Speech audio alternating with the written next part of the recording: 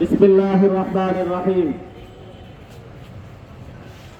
পবিত্র কোরআন অবমাননাকারীর দৃষ্টান্তমূলক শাস্তি, জুলাই সনদের আইনি ভিত্তিক লেভেল প্লেইং ফিল্ড প্রাথমিক বিদ্যালয়ে নাচ গানের শিক্ষক নিয়োগের প্রতিবাদে এবং খেলাফত আন্দোলনের 7 দফা দাবি বাস্তবায়নের লক্ষ্যে জাতীয় মসজিদ বাইতুল মুকাররমের উত্তর গেটে আজকের এই গণ মিছিল পূর্ব সমাবেশের সম্মানিত সভাপতি, খেলাফত আন্দোলনের নেতাকর্মী ভাইরা, আমার তৌহিদি জনতা মুসলমান ভাইরা, আপনারা জানেন এই দেশ মুসলমানদের দেশ, কিন্তু দুঃখ পরিতাপের সহিত বলতে হয় একটি কুচক্রী মহল এই দেশে সাম্প্রদায়িক দাঙ্গা সৃষ্টির জন্য বিভিন্ন সময় বিভিন্ন ষড়যন্ত্র করেন।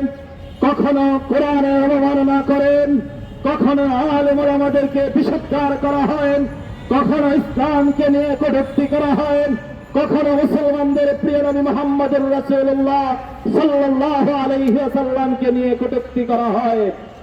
আমি মনে করি এই নর্থ সাউথ ইউনিভার্সিটির যে হিন্দু ছাত্র মুসলমানদের কোরআনকে পদদলিত করেছেন, নর্থ সাউথ ইউনিভার্সিটির হিন্দু ছাত্র পরিকল্পিতভাবে কোরআনকে অবমাননা করেছে এদেশে সাম্প্রদায়িক দাঙ্গা সৃষ্টি করার জন্য।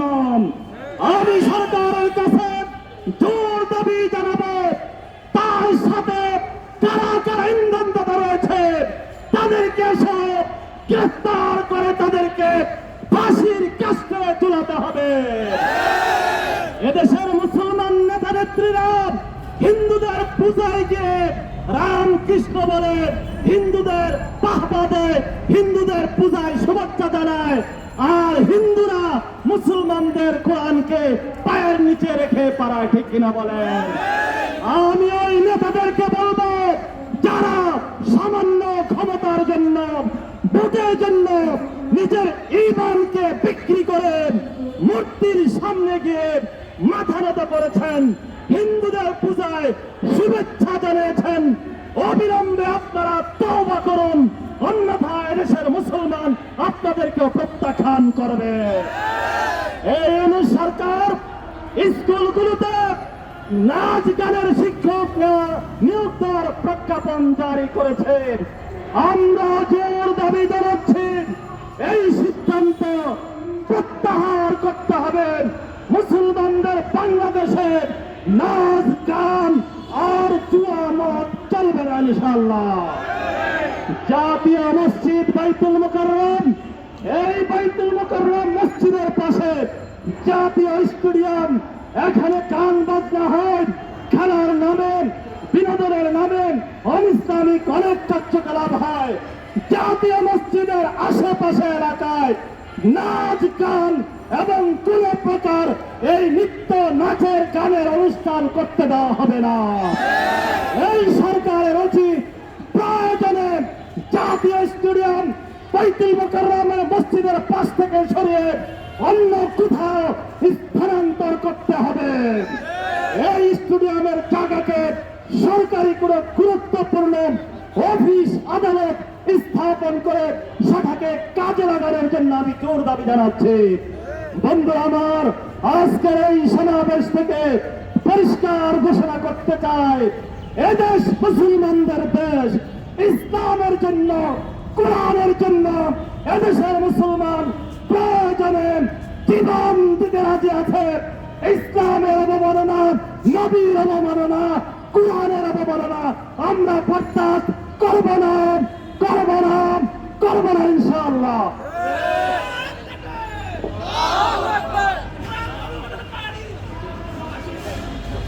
সংগ্রামী তৌহিদি জনতা, সংক্ষিপ্ত এবং প্রিয় তৌহিদি জনতা, নামাজের পূর্বক্ষণের সময় স্বল্প, শুধু সুস্পষ্ট একটা বার্তা দিতে চাই বর্তমান অন্তর্বর্তীকালীন সরকার প্রধান উপদেষ্টাকে। আপনি এবং আপনার সহযোদ্ধারা যা শুরু করেছে এটা এদেশের মেজরিটি পার্সেন্ট মুসলমানদের ঈমান ও আকীদা বিশ্বাস পরিপন্থী।